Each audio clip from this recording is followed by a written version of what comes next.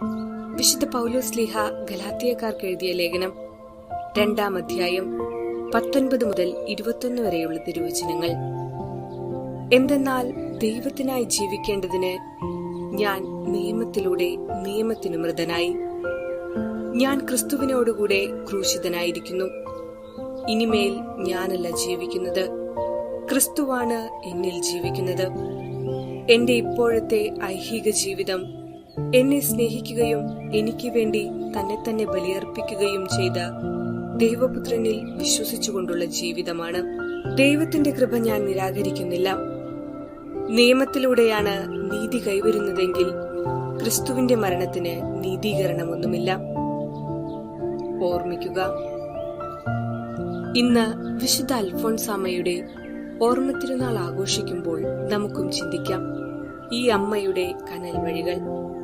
അനേകായിരങ്ങളിൽ സുവിശേഷത്തിന്റെ ആവേശം പകർന്ന് മിശിഹാനുകരണത്തിന്റെ കനൽ വഴികൾ താണ്ടി പീഠത്തിന്മേൽ ഉയർത്തപ്പെട്ട ഈ അമ്മയെ നമുക്കും അനുകരിക്കാം. കുഞ്ഞുനാളിൽ തന്നെ അമ്മ നഷ്ടപ്പെട്ടതു മുതൽ അവൾക്ക് ജീവിതം കനൽ വഴികളാകും എന്ന് തിരിച്ചറിയുവാൻ സാധിച്ചു. ഇനിയുള്ള ജീവിതം എന്റെ ഈശോയ്ക്ക് വേണ്ടി, അതിനായുള്ള തത്രപ്പാടിലായി. കാഴ്ചയിൽ നല്ല സൗന്ദര്യമുണ്ടായിരുന്ന ഇവളെ വിവാഹം കഴിക്കുവാൻ താൽപര്യപൂർവ്വം പല ആലോചന വന്നതിൽ നിന്നും ഒഴിഞ്ഞുമാറുവാൻ മാർഗമില്ലാതെ വന്നപ്പോൾ തന്റെ ശാരീരിക സൗന്ദര്യം ഇല്ലാതാക്കുവാൻ അഗ്നികുണ്ഡത്തിൽ ചാടി. ഇതോടെ വിവാഹാലോചനകൾ പൂർണ്ണമായും ഇല്ലാതായി.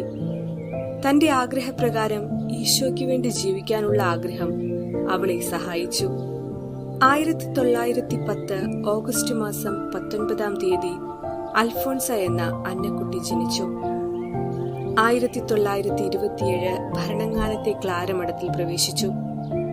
1928 ഓഗസ്റ്റ് 2-ാം തീയതി ശിരോവസ്ത്രവും 1930 മെയ് 19-ാം തീയതി സഭാവസ്ത്രവും 1936 ഓഗസ്റ്റ് 12-ാം തീയതി നിത്യവ്രത വാഗ്ദാനവും നടത്തി യേശുവിന്റെ മാത്രമായി തീർന്നു. കൊച്ചുത്രേസ്യ പുണ്യവതിയെ മനസ്സിൽ കണ്ടുകൊണ്ടുള്ള ഒരു നടത്തമായിരുന്നു അൽഫോൻസാമ്മയുടെ ജീവിതശൈലികൾ. അതുകൊണ്ട് ചെറുപ്പം മുതൽ സുഹൃതങ്ങളുടെ പാഠശാലയിൽ സ്നേഹം, വിശുദ്ധി, ത്യാഗം, സഹനം, നോമ്പ്, പ്രാർത്ഥന, ഉപവാസം ഇവ പരിശീലിക്കപ്പെട്ട അൽഫോൻസാമ്മ വ്രതത്രയത്തിൽ കർമ്മവും ജീവിതവും സമന്വയിപ്പിച്ച ഒരു സ്വാത്വിക ത്യാഗിയായി തീരുകയായിരുന്നു. വിശുദ്ധ പൗലോസ്ലീഹായെ പോലെ സ്നേഹത്തിന്റെ പിന്നാലെ അവളും ഓടുകയായിരുന്നു. കർത്താവെ, എന്നെ സ്നേഹത്തിന്റെയും സഹനത്തിന്റെയും ബലിവസ്തുവാക്കണമേ എന്ന് പ്രാർത്ഥിക്കാൻ കഴിയുന്ന സ്നേഹം. അസഹ്യമായ സഹനങ്ങളിൽ ഉറങ്ങാൻ പറ്റാതെ കിടക്കുമ്പോൾ നീ എന്തു ചെയ്യുകയാണ് എന്ന ചോദ്യത്തിന് ഞാൻ സ്നേഹിക്കുകയാണ് എന്ന് മറുപടി പറയാൻ കഴിയുന്ന സ്നേഹം. ക്രിസ്തുവിന്റെ സ്നേഹത്തിൽ നിന്ന് ആര് നമ്മെ വേർപെടുത്തും? ക്ലേശമോ, ദുരിതമോ, പീഡനമോ, പട്ടിണിയോ, ആപത്തോ, വാളോ? പൗലോസ്ലീഹായുടെ ഈ ചോദ്യത്തിന് ജീവിതം കൊണ്ട് സാക്ഷ്യം നൽകിയ വിശുദ്ധയാണവൾ. സഹനങ്ങളെ സ്നേഹത്തിൽ ചാലിച്ച് സന്യാസത്തിന്റെ മാറ്റ് എന്തെന്ന് ലോകത്തിന് കാട്ടിക്കൊടുത്ത വിശുദ്ധ. 1946 ജൂലൈ 28-ാം തീയതി സഹനത്തിന്റെ തീച്ചൂളയിൽ നിന്നും നിത്യസമ്മാനത്തിനായി ദൈവസന്നിധിയിലേക്ക് വിളിക്കപ്പെട്ടു. 1953 ഡിസംബർ 3 ദൈവദാസിയും 1984 നവംബർ 9 ധന്യയും 1986 ഫെബ്രുവരി 8 വാഴ്ത്തപ്പെട്ടവളായും 2008 ഒക്ടോബർ 12 വിശുദ്ധ പദവിയിലേക്ക് ഉയർത്തപ്പെട്ട വിശുദ്ധ അൽഫോൻസാമ്മയുടെ മാധ്യസ്ഥം അപേക്ഷിച്ചുകൊണ്ട് ജീവിതമാകുന്ന മുൾക്കിരീടം അണിയുവാനുള്ള കൃപ എല്ലാവർക്കും ഉണ്ടാകട്ടെ എന്ന് പ്രാർത്ഥിക്കാം.